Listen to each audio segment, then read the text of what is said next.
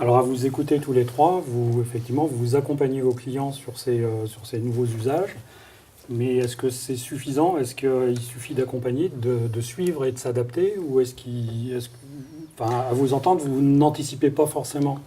Ce qu'on ne peut pas faire, c'est décider à la place de nos clients. Donc on peut être force de proposition, on peut apporter des conseils, on peut les aider à réfléchir, mais à un moment donné, il faut aussi associer un comité de direction à la décision.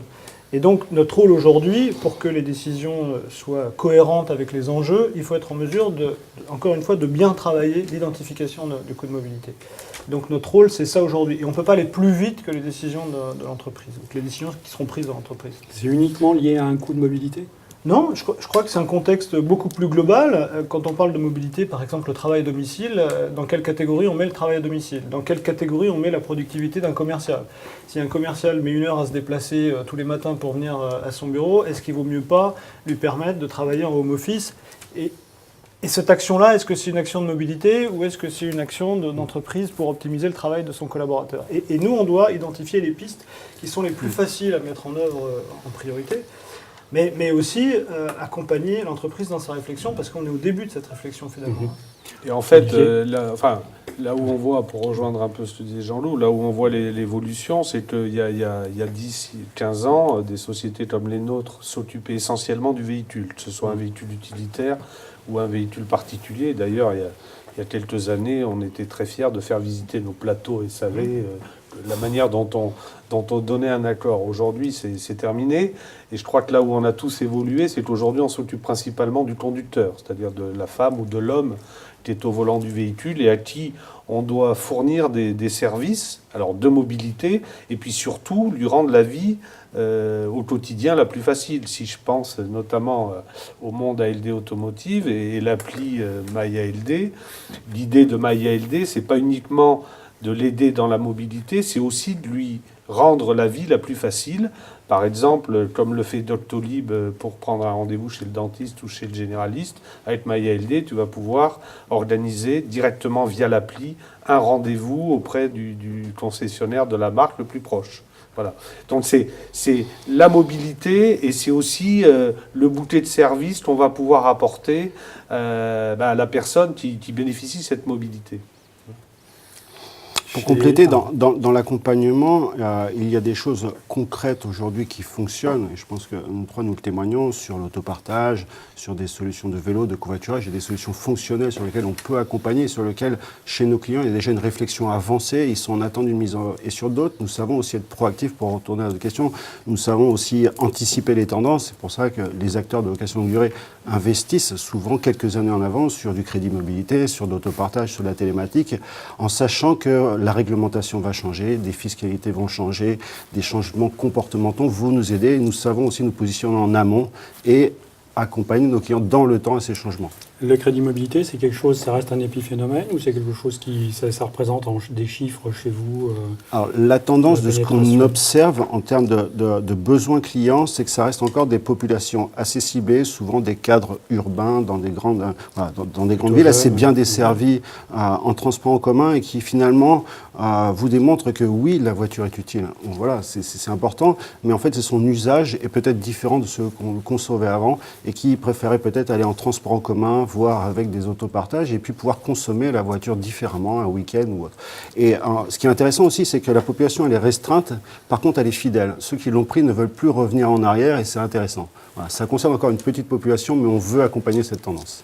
Alors sur ces nouveaux usages, on va attaquer un deuxième volet sur cette mobilité dans la location longue durée.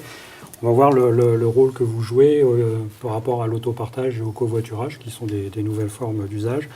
Alors, est-ce que votre rôle, il y a des plateformes qui se sont constituées sur ces deux secteurs. Est-ce que vous êtes, à terme, vous allez devenir des co-acteurs avec eux, mais c'est eux qui décident? Est-ce que vous allez créer vos propres solutions d'autopartage et de covoiturage? Quel rôle vous avez à jouer dans cet autopartage et ce covoiturage? Je crois qu'il faut être assez réaliste sur le sujet. Les loueurs, et je parle aussi pour mes confrères, on a été les premiers à vraiment se poser des questions autour du covoiturage et de l'autopartage. On a été les premiers à mettre à disposition de nos clients des solutions.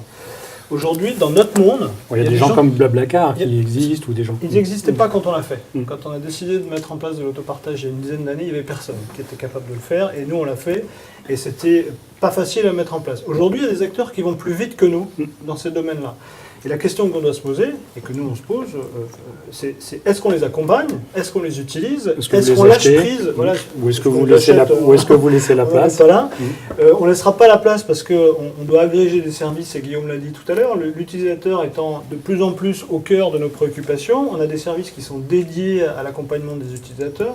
Il y a MyListPlan aussi qui est fait vraiment pour ça. Et donc on suit les besoins d'un utilisateur, et là aussi on optimise le temps qu'un utilisateur a à consacrer à son automobile, qu'il s'agisse de la maintenance, qu'il s'agisse d'un véhicule relais quand il est en voyage, de la courte durée, etc.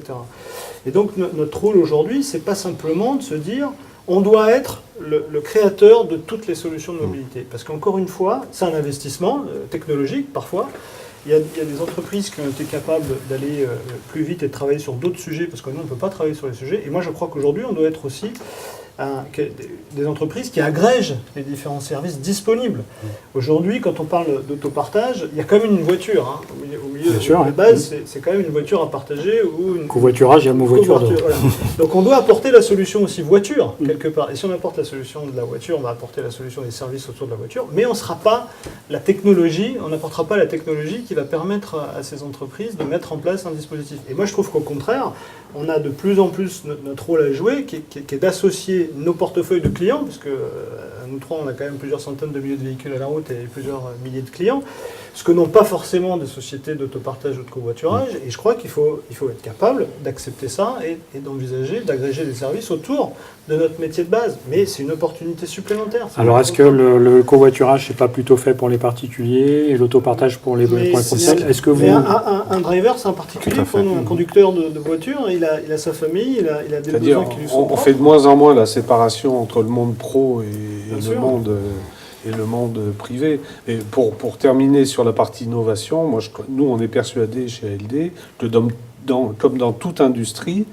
l'innovation viendra en partie de l'interne, comme dans toute industrie. Regardez, Google, t'es une boîte magnifique, et pour autant, ils innovent eux-mêmes, mais ils achètent aussi beaucoup de start-up ou de sociétés plus matures, très innovantes. Mais nous, ça sera pareil. C'est-à-dire, d'un côté, on doit s'associer à des petites sociétés, peut-être probablement plus agiles, mais on devra aussi, et on l'a prouvé depuis des dizaines d'années, innover par nous-mêmes.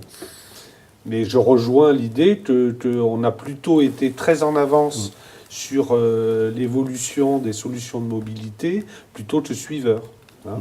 Et je terminerai sur, notamment, vous parlez de covoiturage. Bon, vous le savez peut-être, on a un partenariat très important, nous, ALD, avec Blablacar. Et là, c'est une association qui est assez formidable parce que à la fois, on répond aux nouveaux usages, aux nouveaux comportements. Blablacar, avec les grèves SNCF, ils ont le nombre de réservations qui a explosé.